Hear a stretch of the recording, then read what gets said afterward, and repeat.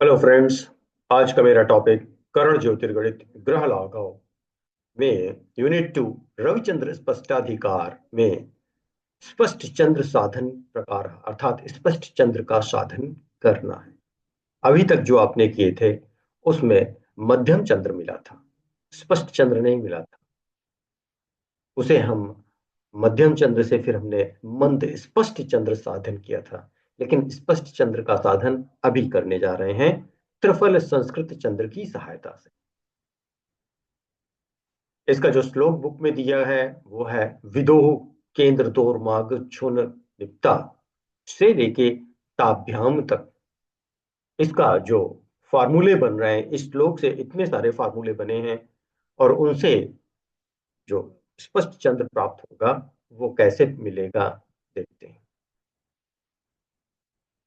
सबसे पहले चंद्र का केंद्र प्राप्त करते हैं। चंद्र केंद्र बराबर चंद्रोच्च का मान। और चंद्रोच्च कैसे मिलेगा? आहार गणोत्पन्न चंद्रमा से हम लोगों ने चंद्रोच्च पहले ही प्राप्त कर लिया है, वीडियो हम डाल चुके हैं।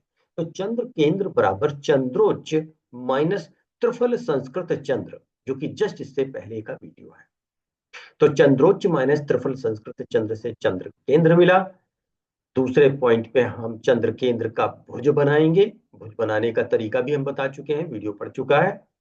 फिर इस भुज को अंशात्मक बनाएंगे, इसी को हम भुजांश कहते हैं। इस भुजांश का छठवां हिस्सा करेंगे, छठवां हिस्सा निकालेंगे, उसे हम लब्धि ए कहेंगे क्योंकि ये सिक्स्थ पार्ट है। इसे हम छठांश कह सकते हैं, लब्धि ए को। अब हम क्या करेंगे?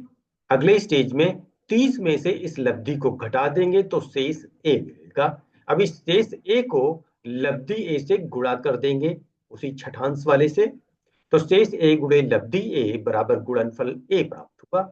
इस गुणनफल ए को भाग देंगे 20 से, तो लब्धि बी प्राप्त हुई। अब बी आ गया, अभी तक सारा ए में चल रहा था। तो जैसे ही गुणनफल ए को भाग दिया आपने 20 से, तो लब्धि बी प्राप्त हुई। अब इस लब्धि बी को हम 56 में से घटा देते हैं, 56 माइनस लब्धि बी, तो आपको मिलता है शेष बी। अब गुणनफल ए, देखिए गुणनफल ए यहां पे मिला था सिक्स्थ फार्मूले में, गुणनफल ए।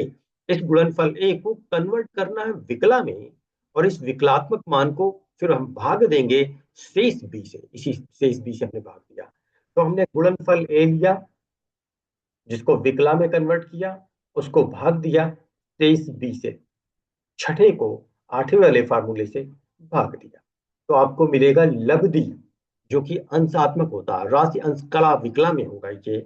इसी को चंद्र मंदफल भी कहते हैं।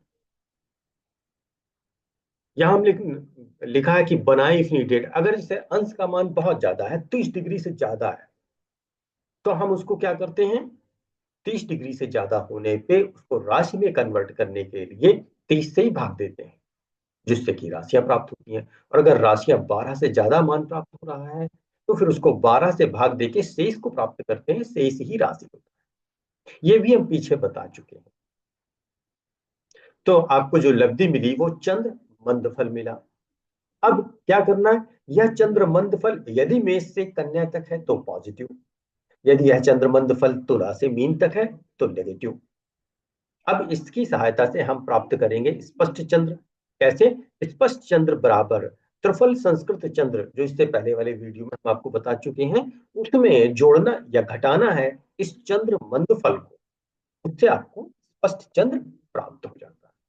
तो मित्रों, कैसा लगा ये वीडियो? पसंद आया हो तो लाइक करें, सब्सक्राइब करें। धन्यवाद।